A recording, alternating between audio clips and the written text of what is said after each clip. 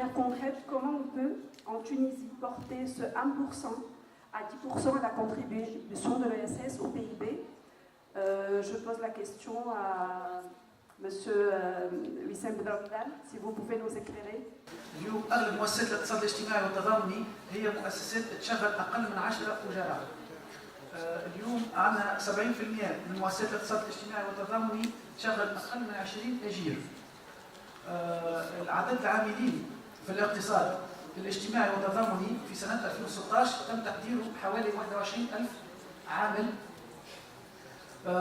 وهو ما يمثل 0,6% من عدد السكان المشتغلين. Nous pensons, et l'étude l'a démontré, juste vous rappeler, il y a un très beau document en Tunisie qui s'appelle la Stratégie nationale de l'économie sociale et solidaire, et vous trouverez dedans tous les chiffres, qui est un document du MDCI, comme je disais, et du gouvernement, auquel l'UTAP, l'UGTT, un grand membre, l'UTICA et l'ensemble des ministères ont contribué. Par contre, le texte réglementaire qui va être signé, j'espère, sous peu, n'encourage pas réellement les entreprises à aller et à investir dans cette économie. Pourquoi? Parce que d'abord les avantages ne sont pas importants, c'est les avantages de droit commun. L'investissement, le financement qui n'est pas apporté aux entreprises ou même aux citoyens. L'économie sociale et solidaire en tant que secteur n'est pas intégrée dans le droit d'investissement. Il faut savoir justement qu'il y a une loi qui a été promulguée en juin dernier portant sur la RSE. Je vous donne la parole, Leïla Oudani. Merci, bonjour. Merci de m'avoir donné cette occasion de parler de cette loi, que je trouve qu'elle a un lien, elle pourrait avoir un lien sur tout ce qui est économie sociale et solidaire. Et je suis fière en tant que députée d'avoir préparé cette loi qui va contribuer au changement du modèle de développement en Tunisie. Avec ces femmes-là, on pourrait réellement aller vers l'économie sociale, solidaire, mais comment? Quels sont les outils? Quel est le financement? J'ai vu le livre que vous avez présenté, mais nous, on n'a pas accès à ce livre. J'étais vice-président de l'AMNET, Mutuelle nationale de l'enseignement en Tunisie. Elle avait 17 000 adhérents. Allez voir maintenant, elle n'a pas même 2400. Parce que l'intervention je ne sais pas, le conseil du contrôle et ainsi de suite, les adhérents qui sont libres d'adhérer comme libres de désister, alors ils ont entendu qu'il y a quelque chose qui ne va pas dans la mutuelle. Ils se sont retirés en bloc. De 17 000 à 2400. On a parlé de 6 gouvernements ou 4 gouvernements qui vont dans l'immédiat des plus fragiles, des plus vulnérables, qui vont profiter au fait de ces approches et d'un accompagnement immédiat. Un deuxième projet est en train d'être construit, celui en fait avec l'appui du PNUD et encore une fois avec le gouvernement, pour aller au sud. C'est comment capitaliser sur toutes ces initiatives qu'on a parlé tout à l'heure d'approche pilote. Comment utiliser l'économie sociale et surtout traduire la stratégie nationale de l'entrepreneuriat qui est une composante de la stratégie nationale de l'emploi et la mettre très vite en action.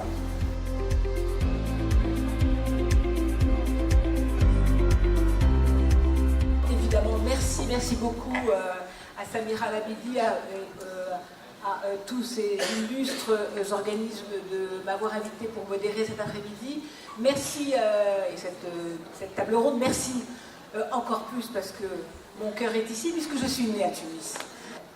Faire connaître, et j'entendais toutes ces femmes et ces hommes qui parlaient, pratico-pratique, c'est ça, le cadre d'une loi. C'est pas seulement des textes qu'on n'ira pas voir. Nous, les juristes, on va les voir. On les lit. Pas les concitoyens et les concitoyennes qui tous les matins se lèvent à l'aube pour travailler. Pas eux. Il faut donc leur donner des signes forts.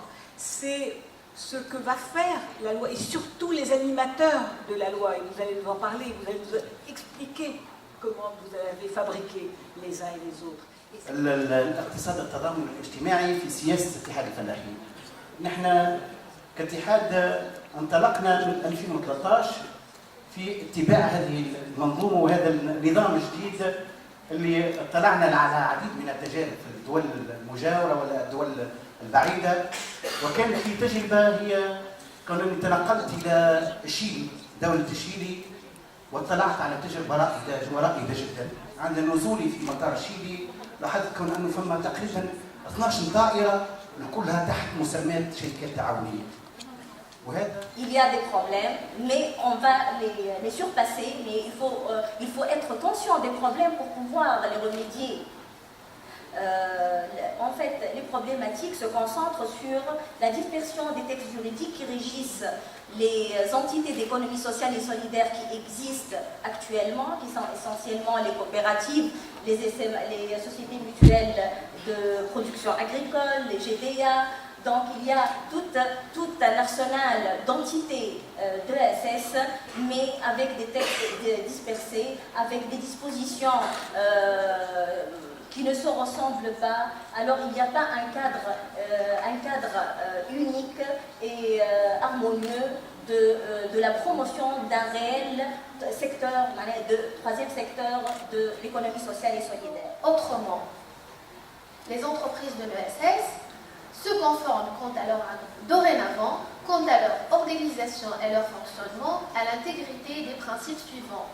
Les principes sont internationalement reconnus, à savoir primauté de l'homme et de la finalité sociale sur le capital, liberté d'adhésion et de retrait sans discrimination, une gestion démocratique et transparente selon la règle un homme, une voix, la coopération volontaire entre entités de l'économie sociale et solidaire, l'affectation de l'essentiel des excédents pour assurer le développement et la pérennité de l'entreprise, l'autonomie de gestion et l'indépendance vis-à-vis des pouvoirs publics et des partis politiques.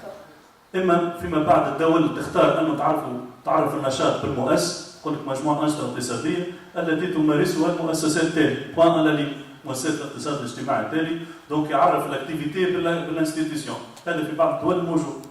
أو أنك تاخذ خيار آخر، تقول هذه مجموعة أنشطة اقتصادية تمارسها مؤسسات ولكن عندها غايات اجتماعية. لهنا لازم نكونوا حذرين شوي لأنه ما نجموش ندخلوا في منافسة نتاع قطاع خاص ونعملوا منافسة غير شريفة زاد، ما نجمش نعملوا في مؤسسات باش تعمل أنشطة تقوم بها القطاع الخاص. راهي المؤسسات هذه جاية باش تعمل ربما خدمات غير متوفرة، غير ملباة، الغاية الاجتماعية هي النوفوتي في السيكتور. Est-ce que les agriculteurs vont donner une cotisation pour leur participation? Donc le modèle en deux mots il est comment? كل قطاع فيه تثمين المنتوجات نتاعو، كما قلت لك مثلا قطاع الصوف ولا قطاع فمة اللحوم هذا نحن عندنا فمة التصور فيه دراسة كيفية كما نقولها تثمين هذا المنتوج والربحية التي ستدار على هذا القطاع. الاشتراك معناها الفلاحين كيفاش باش يشاركوا في هذا المشروع ستكون في اطار فمة قروض لصغار الفلاحين للمشاركة في هذا المشروع. بي تي اس احنا عندنا الأكاديمية اللي بليز اوفير في العالم اللي هي أكاديمية سيدي عمر. وقت اللي بعد يعرفها احنا وقت اللي بدينا notre économie sociale solidaire au développement durable, on a essayé de rassembler les composants de l'économie sociale solidaire.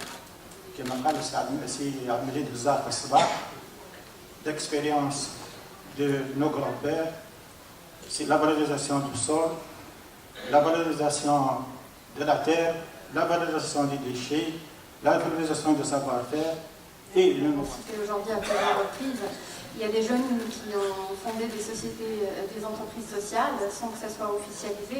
Est-ce que ces jeunes-là, ils ont contribué à la rédaction de cette loi? Est-ce qu'ils ont cité les difficultés qu'ils ont vécues? Voilà.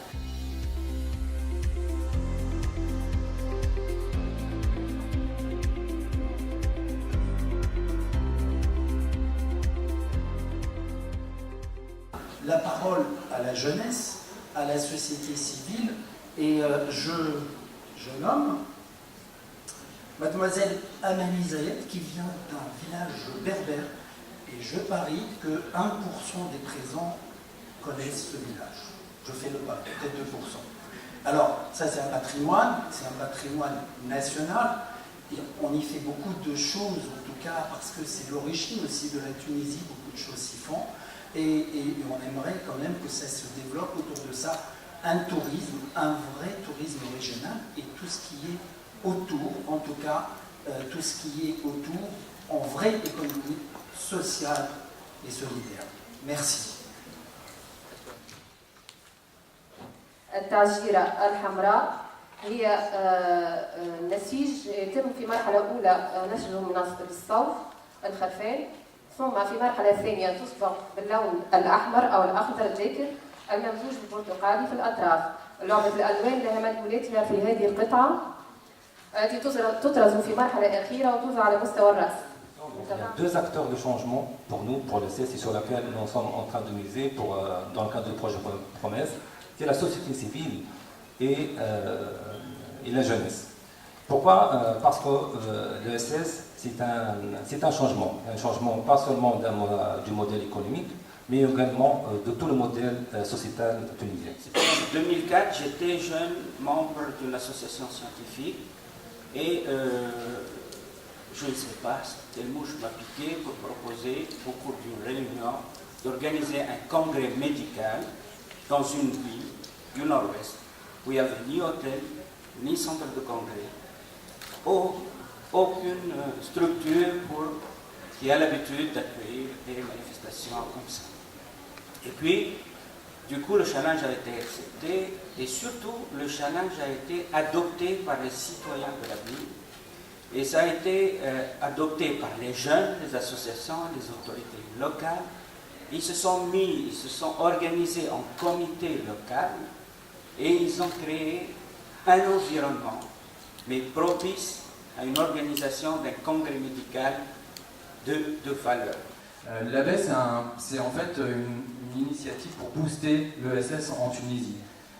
Avec une loi, sans loi, par la porte, par la fenêtre, de n'importe quelle manière, on essaie de mener un certain nombre d'activités et d'initiatives pour justement en parler, promouvoir, sensibiliser, communiquer. Voilà, le PCPS c'est un gros projet, c'est un gros programme en Tunisie. Il gère maintenant 46 projets. La spécificité du programme, il est géré lui-même par les membres. Les membres sont des entités françaises et tunisiennes, des associations, des syndicats, des coopératives, des collectivités locales. J'ai dit 46 projets, dont les 7 projets sont de l'économie sociale et solidaire, l'association socio-professionnelle. Pratiquement nos projets sont de Bizerte à Djerba. Bon, brièvement, pour vous dire, peut-être maintenant on est arrivé avec des bénéficiaires directs après 2 années à toucher plus de 10 000, dont 3 000 qui sont dans l'économie sociale et solidaire, des dizaines de coopératives qui sont lancées à travers nos associations, des GDA, des SMASA dans des zones de Gasserine, le PCPA il est dans les régions de la Tunisie.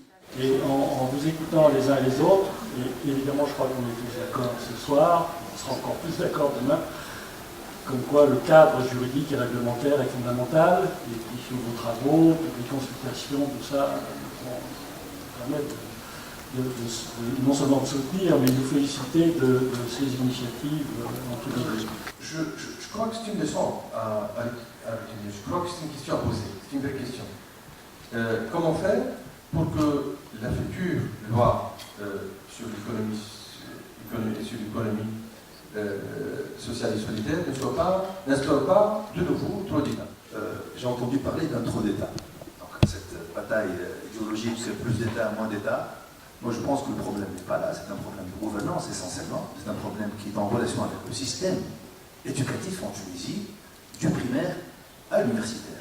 On est en train de fabriquer pratiquement des étudiants assistés qui n'ont pas donc appris le réflexe pratiquement de réfléchir sur un modèle économique autonome, et nous sommes dans une logique en quelque sorte à la recherche d'une nouvelle caste d'entrepreneurs en Tunisie. Et monsieur travaille au ministère des Finances et certainement il sait pertinemment qu'en Tunisie il y a beaucoup plus d'affairistes comme d'affaires.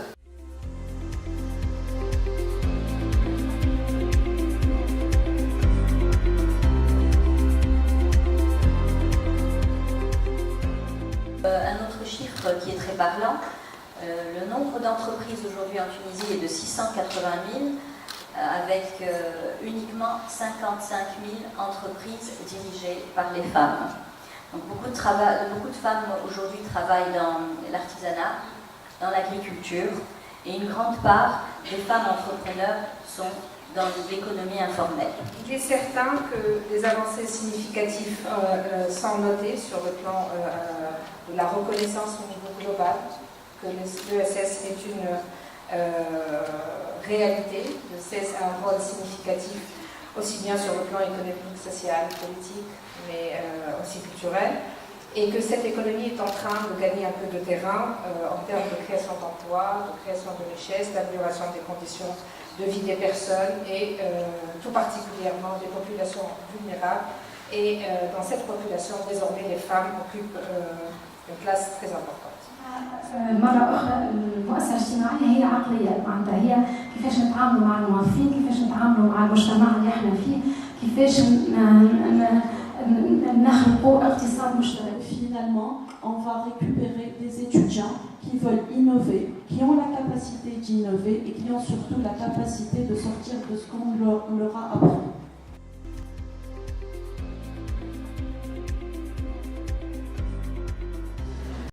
Alors, ce panel s'intitule Promotion de l'investissement dans le savoir-faire local. Bien sûr, on est toute cette matinée avec la question genre, la femme tunisienne, la femme rurale, la femme paysanne.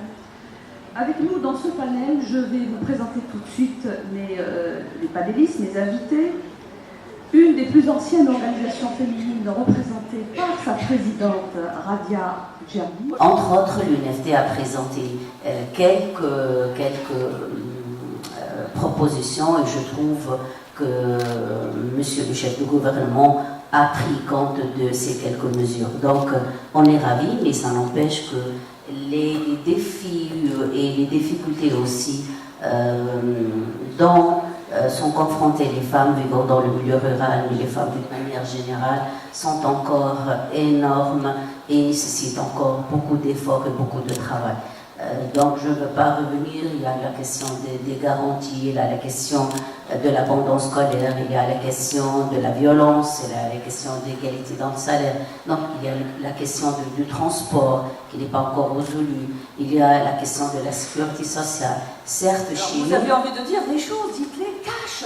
Il y a eu des mesures, on se rappelle il n'y a pas très longtemps, des mesures de la sécurité sociale pour les 500 000 femmes rurales. On ne peut que s'en réjouir, sauf que cette proposition de la sécurité sociale des femmes rurales, elle existe depuis les années 90, elle a toujours été là. Mais le problème aujourd'hui, c'est la volonté politique. Christina Lambino. Alors d'abord, merci beaucoup de cette invitation, merci à notre ministère de la formation professionnelle et de l'emploi et à l'association Entreprendre au Maghreb, et en particulier à Samira Labidi, de m'avoir conviée à cette réunion passionnante. Pour répondre à votre question, tout ce que je viens d'entendre ne fait que me conforter dans les actions que je mène. Parce que vous avez parlé, Madame Jebes, vous avez parlé de problématiques de coordination et de formation. Et moi, c'est vraiment de cette façon-là que j'envisage les choses. Alors, pour vous donner un aperçu un petit peu de comment je travaille, je suis quelqu'un qui aime beaucoup de méthodes. متزوج عندي 4 صغار، فاز الصباح طيب الخبز نفطرهم نمشي نخدم على روحي. عندي 4 صغار خبطت في المكتب الكل، ال4 طارت في المكتب. مازال كان لي وصفه صغير باش نخش السنه ما عرفش. لا كرني، ما عندناش كرني، علاش باش نعدلوا العشرة تاع تصوروا في الخدمه تعدي منهم تاكل منهم.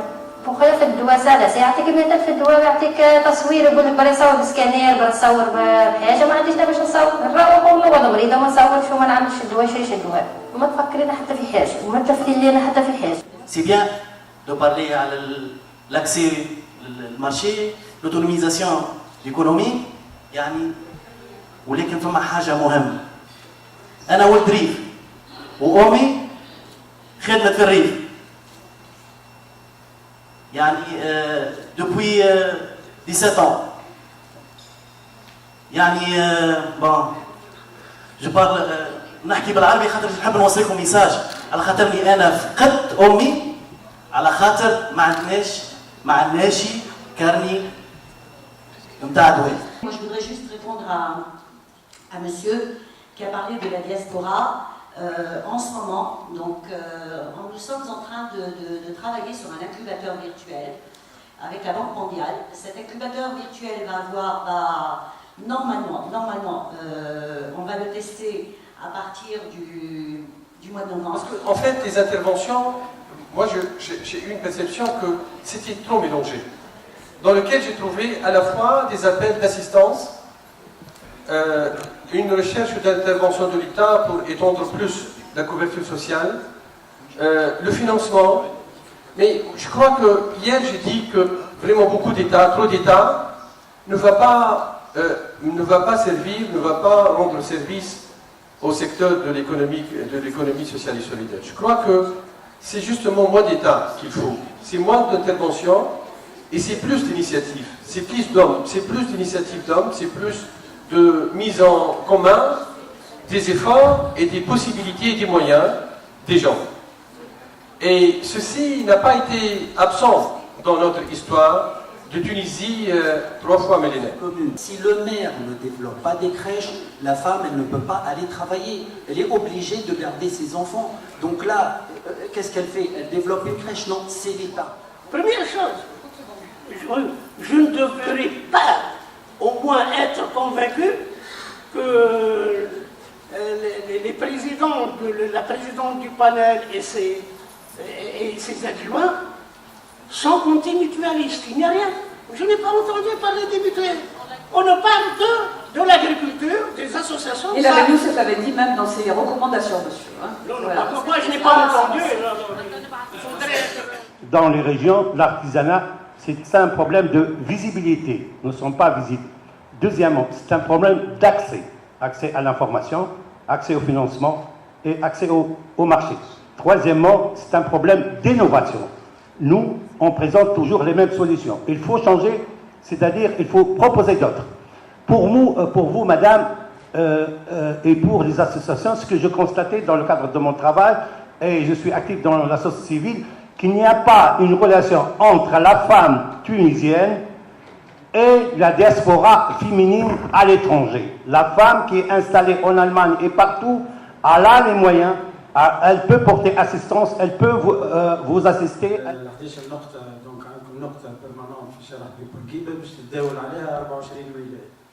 Donc, et c'est très important. Je voudrais rappeler une chose. 85-86, le dinar tunisien, le dollar, il était à 500 000 livres. Maintenant, on est presque à 3. Le pass 85-86 vous a permis de rejoindre le pass 2013 qui a passé inaperçu. Nous avons un projet tuniso-allemand qui exporte le persil. Le cerf, il est totalement robotisé. Le cycle de production, il est moins de 60% que, je vais le dire de l'arabe, le ba'am. Nous avons d'autres projets très intéressants. Je vais rappeler une chose au niveau de la communauté européenne, c'est que le concombre, l'échange commercial entre les pays européens, c'est 40 millions d'euros par semaine. Le tahrir, c'est un potentiel d'exportation en partie. Et merci.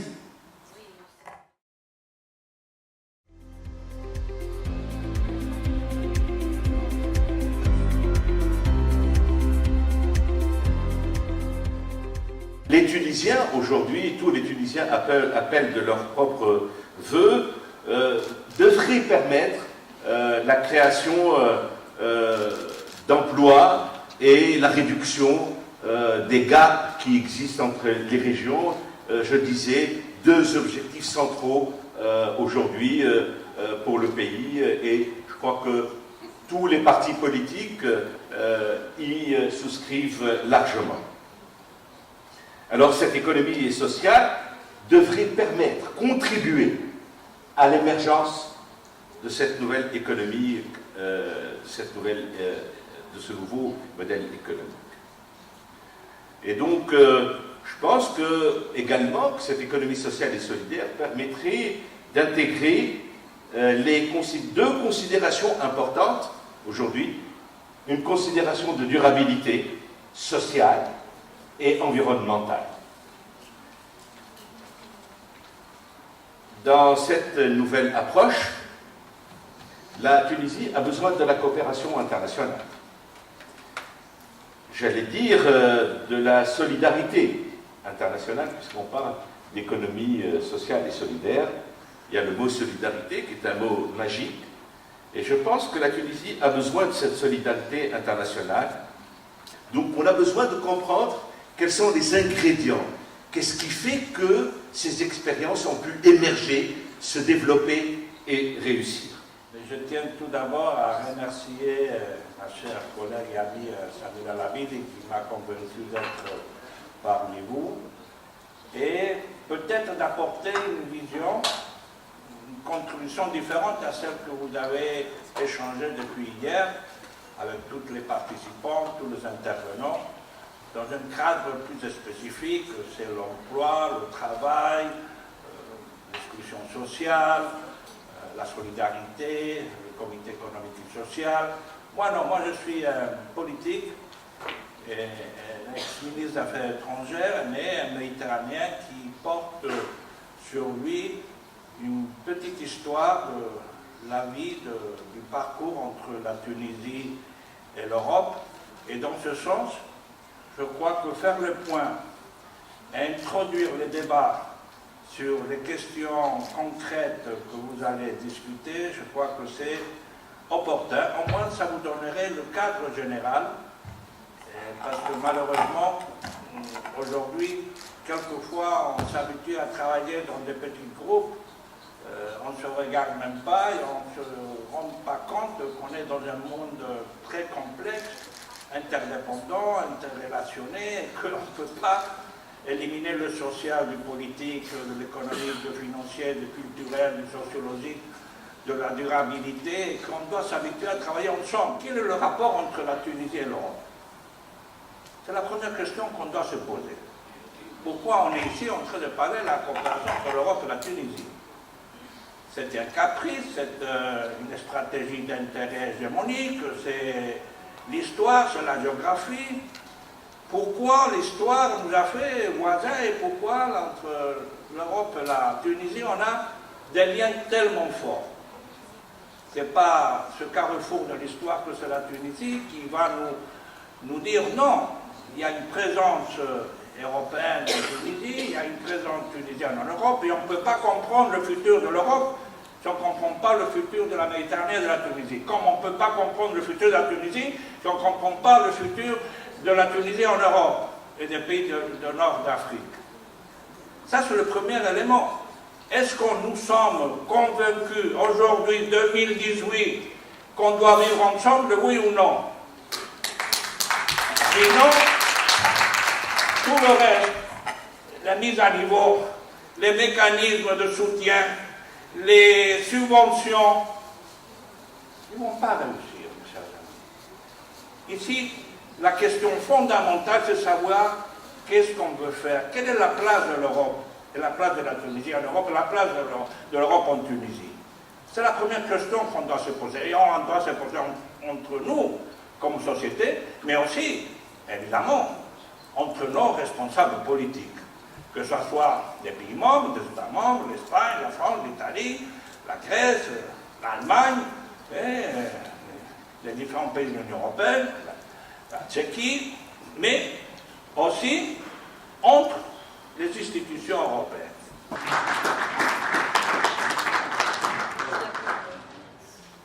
Alors, je dois dire que je suis très, très impressionné par ce que vient de dire M. le ministre Moratinos. À bien des égards, ça rejoint ma vie. Alors même, j'irai plus loin, plus ancien que lui. Moi, j'ai fait ma thèse sur l'Europe. Je l'ai soutenue en 68. Et à l'époque, vous aviez deux points de vue. Vous aviez un point de vue libre-échangiste qui était le point de vue anglais. Pour les spécialistes, c'est James Edward Mead, Weiner, etc. Puis vous avez le point de vue des structuralistes franco-allemands. Les deux se sont posés. De Gaulle a bloqué la négociation parce qu'il a dit le libre-échange, vous allez nous faire du libre-échange, il y aura des gagnants et des perdants, ça va réallouer les ressources comme chacun sait entre les gagnants et les perdants, mais vous ne dites pas comment vous allez vous occuper des perdants. Et puis vous ne dites pas comment vous allez croître plus tard.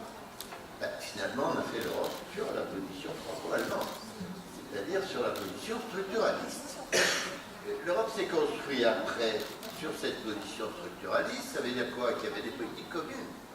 Enfin, les politiques communes, c'était la PAC, c'était la politique de développement régional, c'était la politique de recherche plus tard, etc.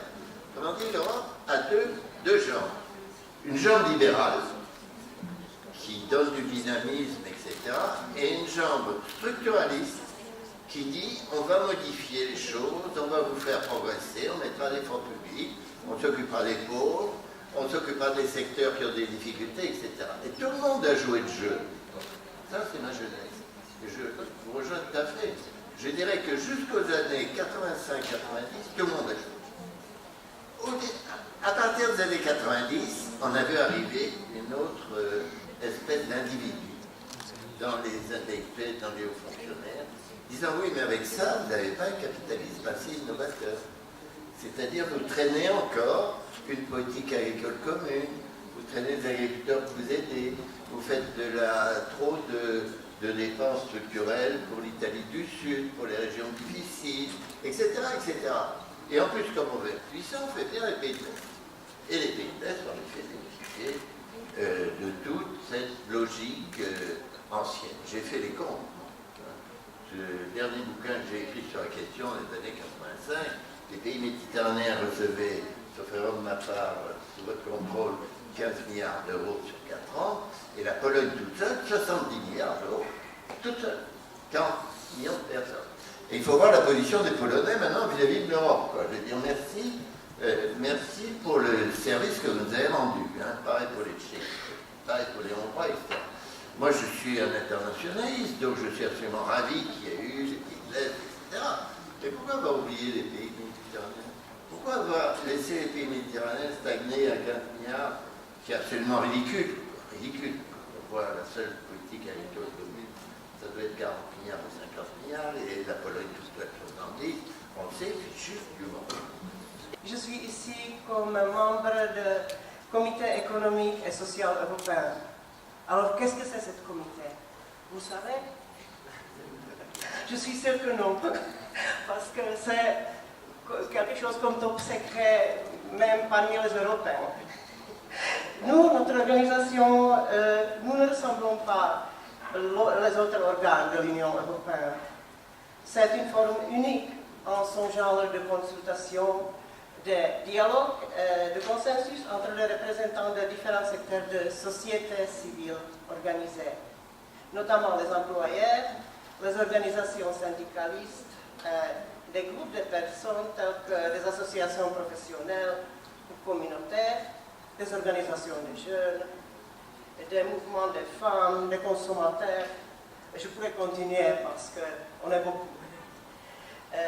Le Comité économique et social européen a fait toujours partie de l'Union européenne. Il était créé par le traité de Rome qui était mentionné par monsieur le ministre. Alors depuis ça, vous voyez que notre comité n'est plus jeune, mais est assez expériencé.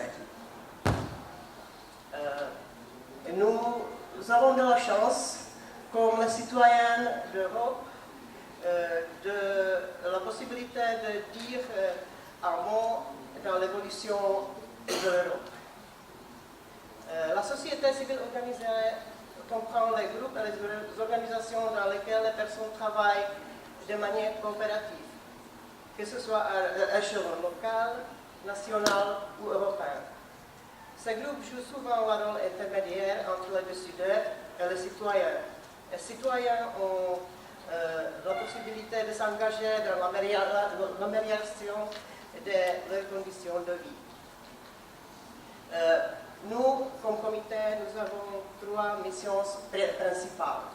C'est conseiller du Parlement européen, la Commission et le Conseil, soutenir, renforcer la société civile organisée, à la fois au sein de l'Union européenne, mais aussi à l'extérieur.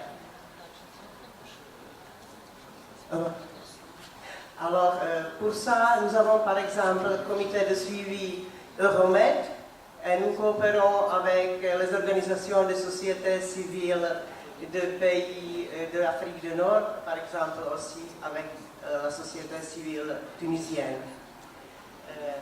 Nous avons notre siège à Bruxelles. Nous sommes 350 membres de 28 pays européens. Nous sommes de toutes les catégories sociales, représentant les employés, les syndicats, les organisations que j'avais déjà mentionnées, comme les jeunes, les agriculteurs, et comme ça. Parce qu'il y a un consensus en Espagne autour de l'économie sociale en tant qu'acteur clé pour la création d'emplois. C'est notre défi. C'est un défi partagé avec vous. C'est un défi partagé avec tous les pays de la Méditerranée. L'emploi, les jeunes, les femmes. Si je prends toutes les paroles qui ont été dites aujourd'hui ici, on parle toujours de personnes, société civile, mais aussi, je retiens, la logique de l'argent. C'est plus la logique de l'argent qui est dans les racines de l'économie sociale. C'est pas ça. Ce sont des personnes. Au cœur, la primauté de la personne. C'est partagé par toutes les entreprises de l'économie sociale. Et je parle d'entreprise. C'est bien parler d'autres activités, mais nous sommes des entreprises. Nous sommes nombreuses. Apparemment, il y a eu les élections, etc. Et les équipes sont changées et on voit maintenant l'équipe qui fait les pourparlers avec les Tunisiens, qui a un autre langage, etc. Donc je ne sais pas si il y a lieu de reprendre le travail encore avec le remède. Juste une question pour Monsieur Carlos, puisque c'est très important, hein, l'ESS. Je voulais savoir juste vraiment quelque chose de très pratique. Comment sont représentées les associations au sein de votre confédération? Merci. Mon problème, c'est de répondre à la question à nos petits-enfants. Ils vont nous dire, qu'est-ce que vous avez laissé pour nous? Ça, c'est le plus important. Nous, ce n'est pas important. Si on va faire quelque chose, c'est pour nos petits-enfants. Le plus important, je dis à nos amis, c'est vrai, vous avez, c'est-à-dire, octroyé des crédits. Mais je suis d'accord avec vous. C'est-à-dire, c'est rien. On n'est pas équilibré. Vous avez injecté 5 fois le budget de l'État pour sauver la Grèce. Vous voyez? C'est-à-dire, c'est rien. C'est-à-dire, quand on négocie, on ne peut pas négocier sur le même pied d'égalité. Une question toute simple après cette intervention, c'est de poser la question à M. Ronquier.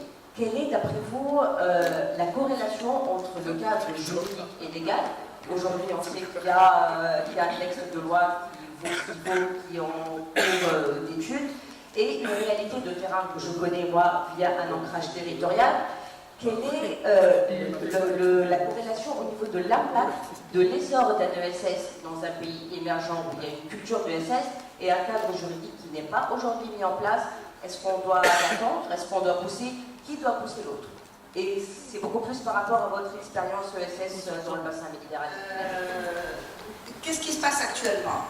Vous avez des pays que je ne citerai pas, qui font des appels sur Internet, conférences, démarches à faire pour aller travailler dans tel pays en tant que médecin, ingénieur ou pharmacien. Non mais franchement, c'est nous qui payons. C'est nous qui payons, c'est la Tunisie, l'État tunisien, le peuple tunisien qui paye la formation de ces gens. Et je pense que la moindre des choses, ce serait d'indemniser en retour le pays qui vous fournit des ressources humaines. Voilà. Merci.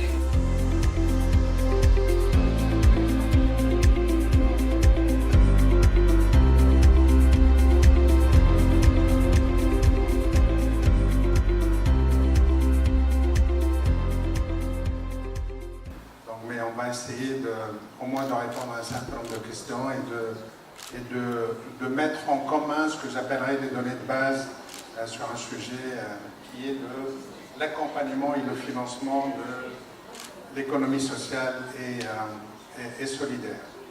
Ce que je vais faire, c'est que ça va être un panel qui va durer 1 heure. En coordination avec les différents panélistes, on s'est mis d'accord sur un certain nombre de choses, être un peu dynamique pour vous donner la possibilité après d'intervenir et de, bien entendu, d'apporter vos contributions et d'apporter peut-être des éléments de réponse à la problématique que l'on va poser, et de poser également des questions à nos différents intervenants sur cette dimension-là, qui est l'accompagnement et le financement. Et les organisateurs ont eu, à mon sens, la main heureuse en faisant ce couple accompagnement-financement. Ce sera une de mes premières questions, puisqu'on va se poser la question de savoir est-ce qu'on peut envisager du financement, ou est-ce qu'on peut envisager de poser les termes du financement de l'économie sociale et solidaire juste sur le plan des ressources financières, ou est-ce qu'il y a peut-être un élément indispensable, indissociable, qui est celui de l'accompagnement, du monitoring, du tutorat, de toutes les initiatives pour faire en sorte de maximiser davantage les chances des candidats justement à l'entrepreneuriat. Le troisième volet important, c'est l'aspect garantie. On sait tous que c'est l'aspect garantie important pour inciter les institutions financières et bancaires pour financer ce secteur. Donc, pour donner l'appétit à ces institutions de financer de secteur. Une réflexion aussi en cours pour revoir l'intervention du Fonds national de garantie. Dont ils ont besoin, surtout de ne pas partir sous-capitalisés, puisque ce sera évidemment dramatique pour la suite. Donc voilà, leur permettre, en sécurisant leur parcours, en les accompagnant vraiment étape par étape dans le commercial, dans la structuration du projet, et surtout, finalement, aussi en résonance avec ce que j'entendais ce matin, aller chercher ces entrepreneurs, aller détecter l'entrepreneuriat dans les villages, dans les zones rurales, et aller voir partout où il y a du potentiel. Quand on parle d'économie informelle, il y a donc économie dans l'économie informelle. Eh bien, cette économie-là, comment la rendre visible et comment permettre à la personne qui est dans l'informel de devenir formelle, parce qu'on va l'accompagner, on va l'aider à se structurer et à devenir un citoyen, une citoyenne digne, puisqu'il sera dans quelque chose de structuré et il pourra en vivre. On finance les groupes vulnérables, notamment les femmes. Donc c'est grâce à l'action de la BTS que la femme, dans le cadre du financement, de notre financement, pour l'année 2017, elle est aux alentours de 46% des promoteurs qui ont reçu un crédit, c'est des femmes. C'est grâce à la BTS, à notre effort, que ce résultat est réalisé, puisque dès qu'on avait commencé en 1998, le taux ne dépassait pas les 20, les 25%. Maintenant, on est à 46%. Nous avons un objectif d'atteindre les 50% dans les années à venir. Ça, c'est des groupes vulnérables, notamment les femmes transfrontalières qui habitent sur les frontières, les femmes rurales. Là, on est présent. Maintenant, Bruno, justement, sur cet aspect, vous êtes conseiller dans une association et j'aime bien dans l'intitulé le mot autonomie. Donc, est-ce que vous pouvez nous en dire davantage? Tout à fait, merci. Bonjour à tout le monde. L'autonomie financière, bien entendu. L'autonomie ne signifie pas s'affranchir, signifie au contraire assumer ses responsabilités, avoir plus de biens. Et avoir accès au financement, c'est assumer ses responsabilités. ADA, donc l'ONG à laquelle j'appartiens, est établie à Luxembourg et agit ce qu'on appelle, pour favoriser l'inclusion financière, c'est un nouveau terme en fait, qui est plus large que la microfinance. C'est la 4e fois que ça revient dans notre année. Je crois qu'aujourd'hui, au Tunisie, on a les mécanismes appropriés, mais il faudrait peut-être repenser ces mécanismes-là, comme vient de dire Sonia.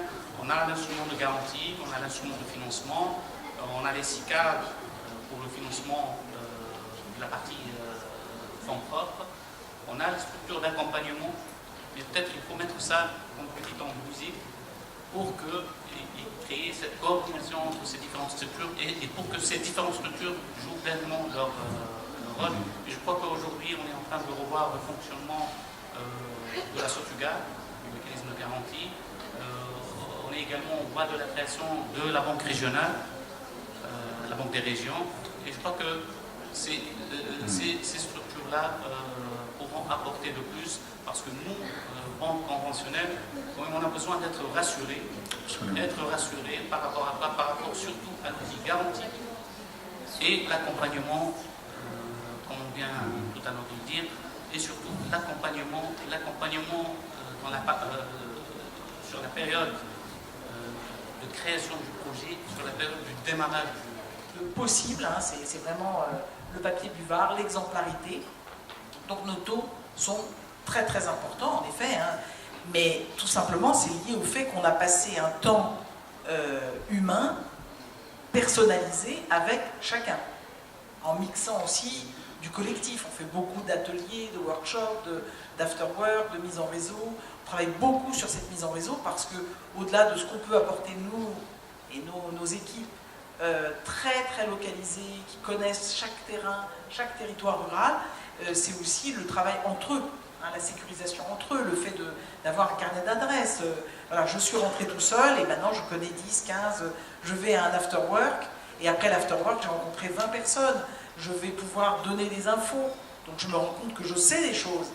J'ai appris des choses d'autres, mais moi aussi j'ai pu apprendre à d'autres. Voilà, et donc cette collaboration, cette solidarité, elle est très très importante dans tout le cursus. C'est vraiment impressionnant comme chiffre.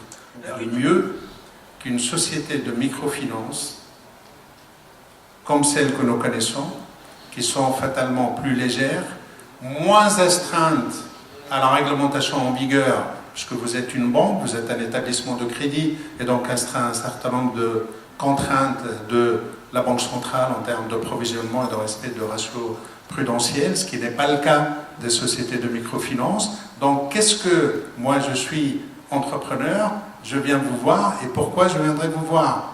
Qu'est-ce que vous offrez de différent, de mieux ou de plus complet que n'importe quelle société de microfinance? C'est une question pertinente en fait.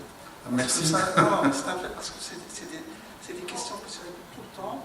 Au niveau c'est des promoteurs qui peuvent répondre. S'il y avait des promoteurs, peut-être ils auront pu répondre à cette question de façon directe. Donc, tout d'abord, je voudrais rappeler que c'est grâce à la BTS que le tissu associatif de développement a émergé.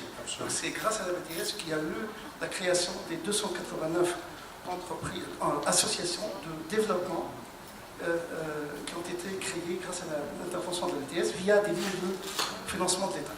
Et en plus, la BTS, donc, nous finançons directement les promoteurs à travers des micro-projets ou à travers des associations qui sont réparties dans toutes les délégations de Tunisie. Et je spécifie, c'est une phrase très importante, ces associations se trouvent dans toutes les délégations de Tunisie et non pas dans les délégations côtières. C'est-à-dire que vous trouvez dans les délégations frontalières avec l'Algérie, avec la Libye, etc. Donc là où il y a réellement un besoin d'équilibre régional, etc., c'est la BTS qui a commencé à implanter ces associations qui sont là. Et maintenant, la BTS, elle développe avec, bien sûr, la tutelle, elle développe son système via le regroupement des associations à l'échelle régionale avec les AMC pour leur donner plus de capacité de financement, parce que maintenant on va parler de capital plus important, etc. Donc, voilà, ça d'une part. D'autre part, malgré que vient de mentionner mon collègue la réglementation restreinte de la Banque centrale pour limiter l'intervention de la BTS, et c'est ce qui fait le Nord-Europe là-bas.